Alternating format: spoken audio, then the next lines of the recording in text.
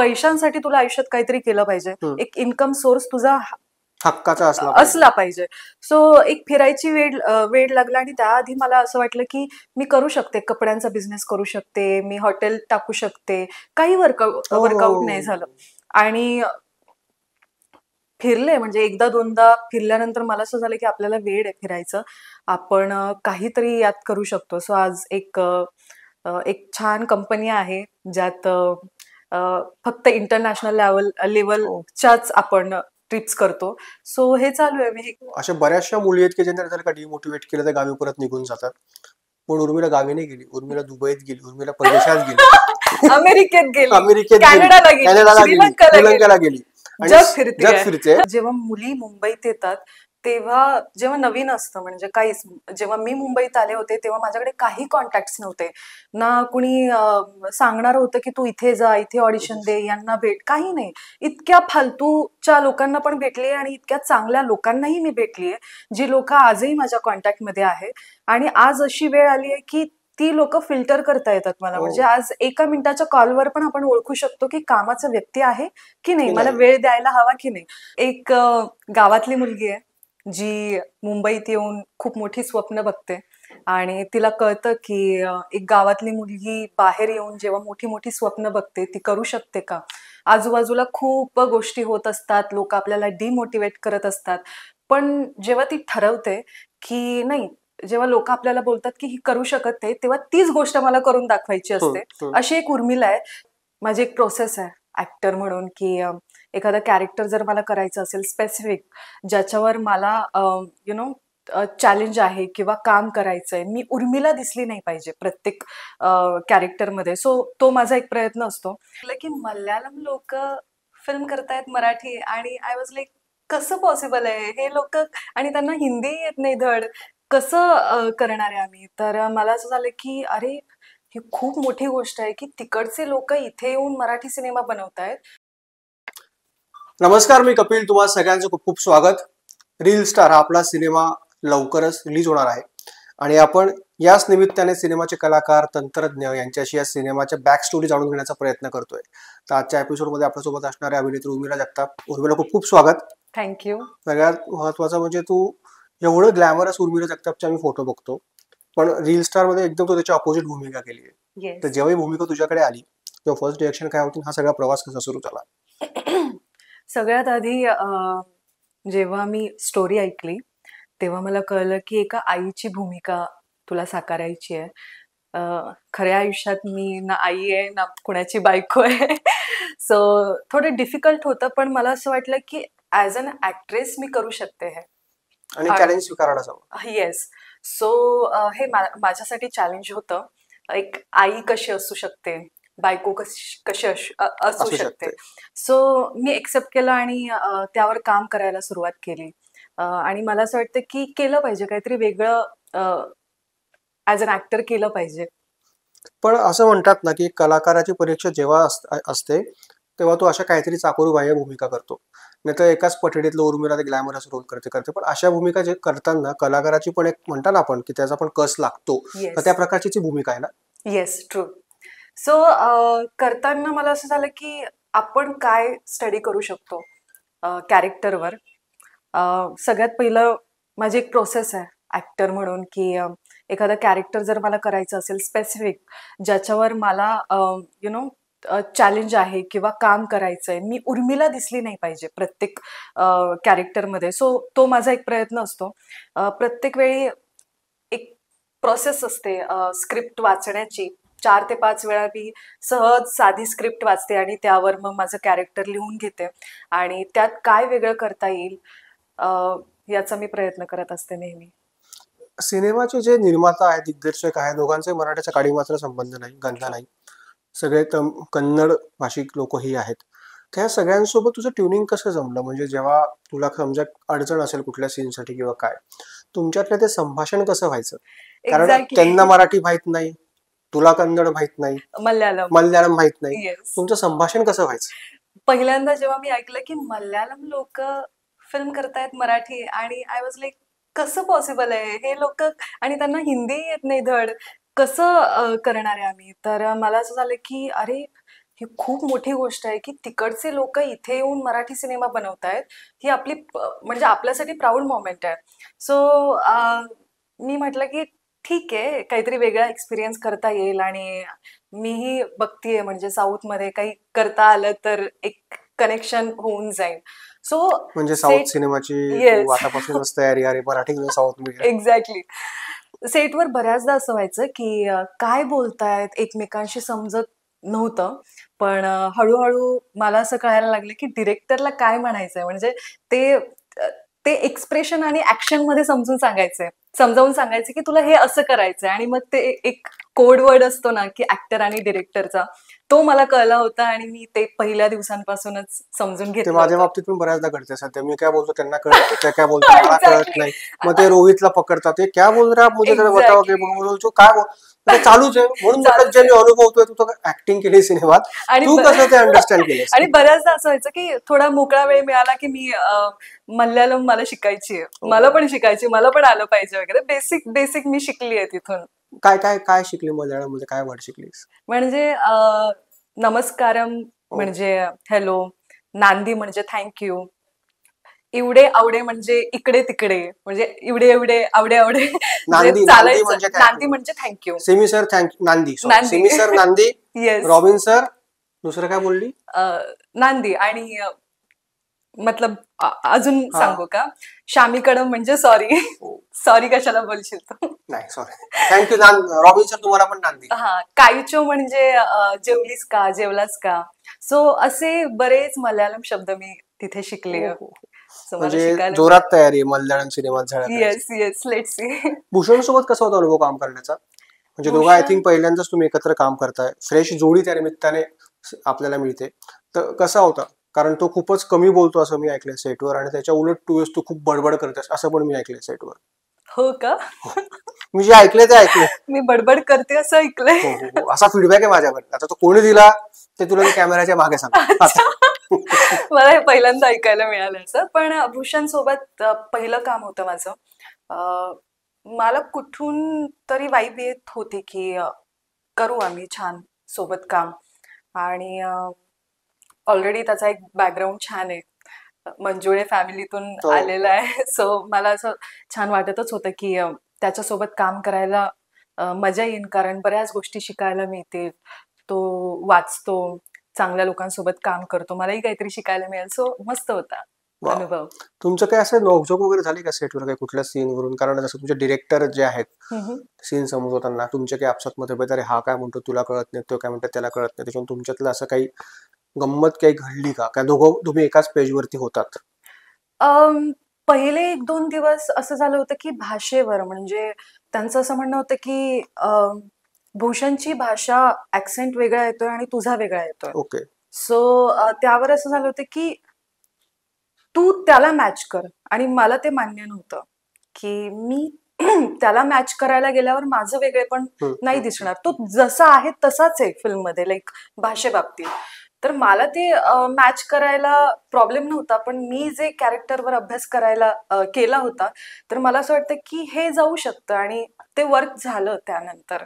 So म्हणजे खूप तेवढं. जास्त असं काही परिश्रम तुम्हाला घ्यावे नाही लागले? सॉरी? खूप जास्त असे परिश्रम घ्यावे नाही लागले? नाही, नाही. टास्क, कठीण टास्क भाषेसाठी का? हा थोडेफार, पण इतकं नाही जास्त. तुमचं जे शेड्यूल होतं शूटचं, खूप छान छान लोकेशन्स आहेत, तर मला एक विचारायचं की एवढं मोठं तुमची कास्ट आणि क्रू होतं, तर काही असा तुझ्या आठवणीतला किस्सा आहे का की तुला अजूनही आठवेल सिनेमाच्या सेटवरचा, जो तुला अजूनही तो आठवतो? का सगळ्या मेमरी तू डिलीट केलीस? तुझ्याकडे बघून तसंच वाटतं. एक्झॅक्टली. कारण मी तुला एक सांगते, हे माझं लहानपणापासून आहे. म्हणजे मी 10वीत-12वीत असताना जेव्हा फायनल पेपर असायचा, खूप अभ्यास करायचे मी. इतका अभ्यास करायचे म्हणजे फायनल पेपरला गेले आणि दिला आणि बाहेर आल्यावर डिलीट इट. हो हो हो हो. आणि आता उद्या काय, तर त्याच्यावर अभ्यास सुरू करायचे. तर ते मला असं वाटतं की सबकॉन्शियस माइंड मध्ये गेलंय माझ्या की झालेल्या गोष्टी डिलीट करून आता पुढे जा. सो मला असं वाटतं की इतक्या काही गोष्टी नाही आहेत मजेशीर जर म्हणायला गेलास तर. फक्त सीन्स, काम, शेड्यूल खूप टाईट असल्यामुळे फक्त कामाच्याच गोष्टी झाल्या. हो. सामान्य माणसाचा असामान्य लढा अशी टॅगलाईन सिनेमाला आहे. हो आणि बरं एक माणूस आपल्या फॅमिलीसाठी कुठल्या थरापर्यंत जाऊ शकतो ही गोष्ट सांगितली आहे. मग त्या फॅमिलीत तू आलीस, तुमची मुलं आली, तुमच्यासाठी तो माणूस कसा लढा देतो. तर कुठेतरी अशी माणसं आपल्या आसपास पण असतात, सभोवताली असतात, खेड्यापाड्यात असतात. तर त्या सगळ्यांचं एक प्रत्येकाचं एक वैशिष्ट्य असतं कॅरेक्टरचं. तर ह्या भूमिकेसाठी तू असं काही अंबरनाथमध्ये आय थिंक तुमचं शूट झालंय, हो तर अशी काही कॅरेक्टर्स किंवा हे तुमच्या काही नजरेत आले का, किंवा त्या सामान्य माणसापासून प्रेरित होऊन त्या कॅरेक्टरची गोष्ट केली आहे का? ऍक्च्युअल आयुष्यात तसं माझ्या खूप ऐकली आहेत, म्हणजे आपण ऐकत असतो की असं असं होतं, पण माझ्या आजूबाजूमध्ये कुणाचंच नाही झालं. पण त्यात जे आहे की एक लढा देण्यासाठी स्वतः फॅमिली, त्याची बायको त्याला साथ देते. तर मला असं वाटतं की आजच एक माझा किस्सा झालाय. तो असा म्हणजे की मध्ये मी लॅपटॉप दिला होता. मी पासवर्ड विसरले आणि मी रिपेअर करण्यासाठी त्याला दिला होता, आणि 2-3 दिवसानंतर गेले आणि तो बोलला की नाही, म्हणजे अजून नाही झालाय रिपेअर, म्हणजे रिसेट नाही केलाय आम्ही. तर म्हटलं ठीक आहे. असं करून करून 7 महिने झालेत लॅपटॉपला, आणि अक्षरशः आता तो म्हणतोय माझ्याकडे लॅपटॉप नाहीये. मग मी जरा शांत बसून मला असं वाटलं की आपण स्टँड घेतला पाहिजे, कारण त्याने इतके दिवस मला ग्रँटेड घेतलंय की ठीक आहे मॅडम आएगी, बात करेगी और निकल जाएगी, भूल जाएगी लॅपटॉप. आणि नवीन होतं, असं नाही, 6 महिने झाले होते लॅपटॉपला घेऊन. तर मी गेले पोलीस, तो बोलला की ठीक आहे कर दो, पोलीस केस कर दो. मी गेले आणि खूप काही गोष्टी वर्कआउट झाल्या. सो मला असं वाटतं की हा खऱ्या आयुष्यातला लढा आहे जो मी आता लढतीये. हा स्वतःचाच अनुभव आहे माझा. So let's see. सगळ्यात महत्वाचं उर्मिला, जर मी तुला पहिल्यांदा रील स्टार मध्ये बघितलं तर खूप अशी बॅकवर्ड भूमिका त्यात तू केली, गावाकडची मुलगी हे आहे. पण खऱ्या आयुष्यात तू खूप ग्लॅमरस, म्हणजे सोशल मीडिया तू खूप ऍक्टिव्ह असतेच. म्हणजे मध्ये तर दुबईला तू गेली होती, तिथे तुझे व्हिडिओ फोटोशूट याची खूप चर्चा झाली. तर उर्मिला नेमकी खऱ्या आयुष्यात कशी आहे? उर्मिला खऱ्या आयुष्यात एक गावातली मुलगी आहे, जी मुंबईत येऊन खूप मोठी स्वप्न बघते, आणि तिला कळतं की एक गावातली मुलगी बाहेर येऊन जेव्हा मोठी मोठी स्वप्न बघते ती करू शकते का. आजूबाजूला खूप गोष्टी होत असतात, लोक आपल्याला डिमोटिवेट करत असतात, पण जेव्हा ती ठरवते की नाही, जेव्हा लोक आपल्याला बोलतात की ही करू शकत नाही, तेव्हा तीच गोष्ट मला करून दाखवायची असते. अशी एक उर्मिला आहे. सो गावातली म्हणजे प्रॉपर गावातली. तू मला काही सांग, गावातलं शेतातलं काहीही काम सांग, खुरपायला सांग, नांगरायला सांग, मी सगळं करू शकते. पण मला ती राहायची नाहीये. म्हणजे तो एक माझा मूड आहेच, पण मला मला आयुष्य जगायचंय, मला जग बघायचंय. कारण आपली पुढची जी पिढी आहे ती इतकी साधी नसणार आहे. म्हणजे मुलं बाळ आता आपण विचार करत नाहीयेच आहे, पण ती साधी नसणार आहे. त्यांची स्वप्न असतील, मला हे करायचंय, मला ते करायचंय. तेव्हा मी कॅपेबल असली पाहिजे त्यांना सगळं जग दाखवण्यासाठी. सो ती एक नाहीये, ती सगळीकडची, ती गावाकडच्या माणसांची सुद्धा आहे जेव्हा ती गावात जाते, आणि ती शहरातली सुद्धा आहे जेव्हा तिला जसं वागायचं असतं. जसं आपण म्हणतो की जसा देश तसा वेश, असं राहिलं पाहिजे. सो मी तो प्रयत्न करते आणि माझं आयुष्य मन मोकळं जगण्याचा प्रयत्न करते, कुणाचाही कसलाही न विचार करता. बिनधास्त अशी आहे मी. हो, म्हणजे जसं तू मगाशी म्हटलीस की बऱ्याचदा डिमोटिवेट करण्याचा प्रयत्न पण झाला, तर जशी तू गावाकडनं मुंबईत आली होतीस, खूप स्ट्रगल तुला असेल, तर तुला असे काही अनुभव आलेत का की ज्यात ग्रुपिझम आपण म्हणतो की आहे इंडस्ट्रीत बराचसा, त्यात ग्रुपिझमचा काही अनुभव आला का? तर डिमोटिवेट करण्याचा प्रयत्न म्हणजे नेमकं काय करण्यात आलं, त्याबद्दल बोलूया का आपण? ओके. म्हणजे ग्रुपिझम तर आहेच आहे, सगळीकडेच आहे. प्रत्येक जण आपापल्या कम्फर्ट झोन मध्ये काम करण्याचा प्रयत्न करतो. मला प्रॉब्लेम्स कुठे आले, भाषेला घेऊन खूप आले. सो गावाकडची असल्यामुळे माझ्या शाळेत न आणि न याच्यात हा उच्चार वेगळा केला जातो हे पण माहिती नव्हतं. हे शिक्षकांना सुद्धा माहिती नव्हतं, कारण गावाकडचं सगळं जे काही होतं ते. इकडे आल्यानंतर मला एक 2-3 वर्ष समजण्यात गेलं की माझी चूक कुठे होतीये. सो ऑडिशनला जायचे आणि सगळे बोलायचे की भाषा तुझी खूप खराब आहे, आणि त्यावर तू काम कर असं म्हणण्यापेक्षा तू तू कुठून आली आहेस, तुझी भाषा खराब आहे, कशी करणार आहेस काम इंडस्ट्रीमध्ये, असं खूप लोकांनी डिमोटिवेट केलं. म्हणजे काही लोक आयुष्यात अशी असतात की चुका समजावून सांगतात, काही लोक अशी असतात जे चुका फक्त सांगत असतात, कशी सुधारायची त्यांना. हो. म्हणजे पण तुझं एक उदाहरण जर तू बोल की तू बिनधास्त आहेस, अशा बऱ्याचशा मुली आहेत की ज्यांना जर का डिमोटिवेट केलं तर गावी परत निघून जातात.